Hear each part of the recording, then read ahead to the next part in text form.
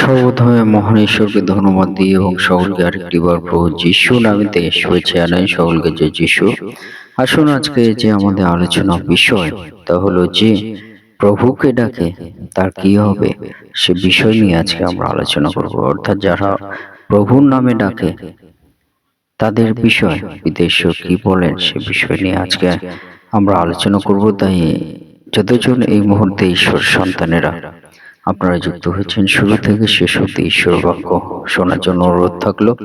আসুন আমরা এই সময় ঈশ্বর বাক্য আমরা শুনি। রোমিও তার 10 অধ্যায় 13 পদ, কারণ যে কেহ প্রভুর নামে ডাকে সে পরিত্রাণ পাইবে। ঈশ্বর তার বাক্যে আমাদের প্রত্যেককে আশীর্বাদ যুক্ত করুন, আমেন। হ্যাঁ, আমাদের স্বর্গের পিতা, প্রার্থনা শ্রবণকারী ঈশ্বর, তোমার মহানামে ধন্যবাদ দিই, প্রশংসা দিই, গৌরব দিই। প্রভু গো, প্রত্যেক দিনের মতো আবার একটি দিন দিয়েছ, আরেকটি সকাল দিয়েছ। প্রভু গো, তোমাকে ধন্যবাদ দিই। আর এই সময় তোমার চরণ তলে আমাদের জীবনকে প্রভু গো সমর্পিত করি এবং প্রভু গো প্রার্থনা করি তোমার পবিত্র আত্মায় তুমি পূর্ণ করো প্রভু গো, এবং তোমার আত্মা দ্বারা পরিচালিত করো। যিশু নামে পিতা, তোমার যে বাক্য শোনার সুযোগ করে দিলে সে বাক্যের মধ্য দিয়ে আমাদের জীবনে তুমি কথা বলো, সঙ্গে সঙ্গে থাকো। সমস্ত ভার তুমি নাও, এই প্রার্থনা প্রভু যিশু নামে চাই, আমেন।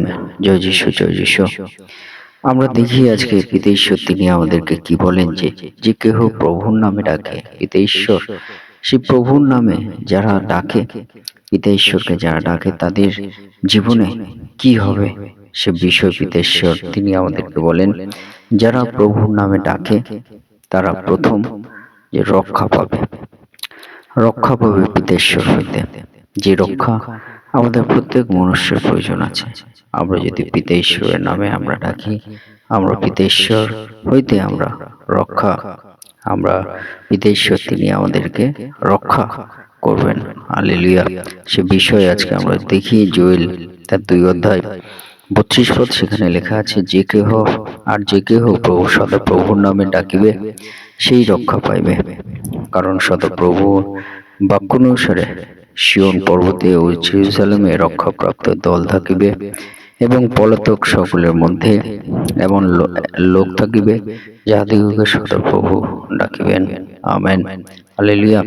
অর্থাৎ আমরা বিদেশ থেকে আমরা কি বুঝতে পারি, যে আমরা যদি সদাপ্রভুর নামে ডাকি, আমরা যদি সদাপ্রভুর কাছে প্রার্থনা করি, আমরা যদি সদাপ্রভুকে আহ্বান করি, সদাপ্রভুর কাছে আমরা বিনতি করি, পিতা ঈশ্বর সেই বিনতি, সেই প্রার্থনা তিনি শুনবেন। সেই ডাক, আমাদের ডাক তিনি শুনবেন এবং তিনি আমাদেরকে রক্ষা করবেন। হালেলুয়া। তিনি আমাদেরকে রক্ষা করবেন তাহার বাক্য অনুসারে। পিতা ঈশ্বর তিনি বলছেন যে তিনি আমাদেরকে রক্ষা করবেন যাহারা আমরা সদাপ্রভুকে ডাকবো। পিতা ঈশ্বর তিনি বলেন, এবং যাহারা সদাপ্রভুকে ডাকে তাদের কি হবে, 2 নম্বর হলো তারা পরিত্রাণ পাইবে। যদি আমরা দেখি যে যে পরিত্রাণ আমাদের দরকার আছে, কি পরিত্রাণ আমাদের পাপময় জীবন হইতে আমাদের পরিত্রাণের দরকার আছে। আর সেই পরিত্রাণ, সেই পাপময় জীবন হইতে আমাদেরকে পরিত্রাণ, আমাদেরকে উদ্ধার হতে ঈশ্বর করবেন যদি আমরা সদাপ্রভুকে আমরা ডাকি। তাই প্রেরিত 2 অধ্যায় 21 বলে, আর এই রূপ হইবে, যে কেহ প্রভুর নামে ডাকিবে সেই পরিত্রাণ পাইবে, আমেন। অর্থাৎ যে কেউ প্রভুকে ডাকবে সেই পরিত্রাণ পাইবে।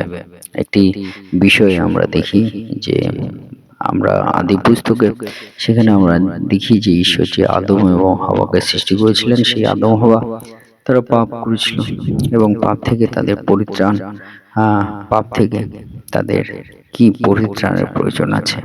আর সেই পরিত্রাণ বিষয় যদি আমরা দেখি, একজন তার নাম হলো হান্না, তার কোন সেই পরিত্রাণ আমরা যে আদম হওয়াকে পিতা ঈশ্বর তিনি সৃষ্টি করেছিলেন, সেই হওয়া নারীকে বলেছিলেন যে তুমি গর্ভবতী নয়, সন্তান তুমি যদি প্রসব করো তুমি পরিত্রাণ পাইবে। আর সেটিভাবে আমরা দেখি যে নারীদের পরিত্রাণ কিসে আছে? যদি তারা গর্ভবতী নয়, সন্তান প্রসব করে। পিতা ঈশ্বর তিনি বলেছেন যে নারী গর্ভবতী নয় সন্তান প্রসব করবে, সে পরিত্রাণ পাইবে।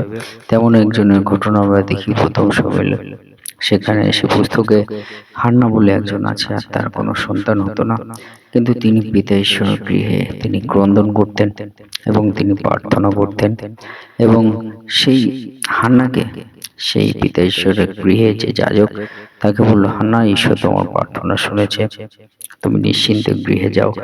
আর সেই হান্না পরবর্তীতে ঈশ্বরের কাছে প্রার্থনা করে তিনি গর্ভবতী হলেন এবং তিনি সন্তান প্রসব করলেন, তার নাম দিলেন শমূয়েল। সেই শমূয়েলকে তিনি ঈশ্বরের গৃহে উৎসর্গ করলেন। কিন্তু যে বিষয়টি যে হান্না তিনি সন্তান প্রসবের মধ্যে দিয়ে তিনি ঈশ্বরের সেই দেওয়া যে হাওয়াকে পিতা ঈশ্বর তিনি বলেছিলেন যে তোমার গর্ভবেদনা, তুমি সন্তান প্রসব করবে, ইহাতেই তোমার পরিত্রাণ। আর সেই পরিত্রাণের বিষয়ে আমরা হান্নার জীবনে আমরা দেখি, সে গর্ভবেদনায় সন্তান প্রসবের মধ্য দিয়ে পিতা ঈশ্বর তিনি কিন্তু তার জীবনে পরিত্রাণ দান করলেন। সেটিকভাবে আমরা দেখি প্রেরিত 2:21 সেখানে লেখা আছে, আর এইরূপ হইবে, যে কেহ প্রভুর নামে ডাকিবে সেই পরিত্রাণ পাইবে। অর্থাৎ পিতা ঈশ্বরকে যে ডাকবে সে পরিত্রাণ পাবে, উদ্ধার পাবে। পিতা ঈশ্বর তিনি আমাদেরকে বলেন, এবং সেই যিনি আমাদের পরিত্রাণ দেবেন তিনি এই জগতে তিনি কি এসেছিলেন, যিনি আমাদের পরিত্রাণ দেবেন। লুক তার 2:11 দেখি যে পিতা ঈশ্বর তিনি তিনি এই জগতে তিনি এসেছিলেন আমাদের ত্রাণকর্তা হয়ে, তিনি জন্মগ্রহণ করেছিলেন। সেখানে লেখা আছে, কারণ লুক 2:11 কারণ অদ্য দাউদের নগরে তোমাদের জন্য ত্রাণকর্তা জন্মিয়াছেন। আমেন। অর্থাৎ আমরা দেখি যে প্রভু যীশু তিনি আমাদের ঈশ্বর, তিনি এই জগতে ত্রাণকর্তা হয়ে তিনি এসেছিলেন, আমাদের দেখা দিয়েছিলেন, এবং তিনি সেই ত্রাণকর্তা বলতে আমাদের পাপ হইতে পরিত্রাণ, আমাদের পাপ হইতে উদ্ধার, আমাদের পাপ হইতে রক্ষা করার জন্য তিনি এই জগতে এসেছিলেন। আর সেই ত্রাণকর্তা আমরা দেখি এই জগতে তিনি এসেছিলেন, তিনি হলেন যীশু খ্রিস্ট। এবং সেসব বলতে চাই, সেই ত্রাণকর্তা যিনি আমাদের, যার নামে আমরা ডাকলে তিনি আমাদের পরিত্রাণ দেন, আমাদের রক্ষা করেন, সেই ত্রাণকর্তা বিষয় যেন আমরা অন্যকেও আমরা বলতে না আমরা বলি, আমরা যেন অন্যকেও পিতা ঈশ্বরের কথা, ত্রাণকর্তার কথা আমরা যেন বলি। আমরা দেখি রোমিও তার 1:16 লেখা, কেননা আমি সুসমাচার সম্বন্ধে লজ্জিত নই, কারণ উহা প্রত্যেক বিশ্বাসীর পক্ষে পরিত্রাণার্থে ঈশ্বরের শক্তি, প্রথমত যিহুদির পক্ষে আর গ্রীকেরও পক্ষে। আমেন। অর্থাৎ আমরা যেন সেই ত্রাণকর্তা যিনি আমাদের, যাকে আমরা ডাকলে তিনি আমাদের পরিত্রাণ দেন, আমাদেরকে রক্ষা করেন, সেই ত্রাণকর্তার কথা যেন আমরা বলতে না আমরা লজ্জিত হই, আমরা যেন লজ্জা না পাই। পিতা ঈশ্বর তিনি বলছেন যে আমরা যেন সেই সুসমাচার প্রত্যেকের কাছে আমরা বলি, পিতা ঈশ্বর তিনি আমাদের বলেন। তাই আসুন আমরা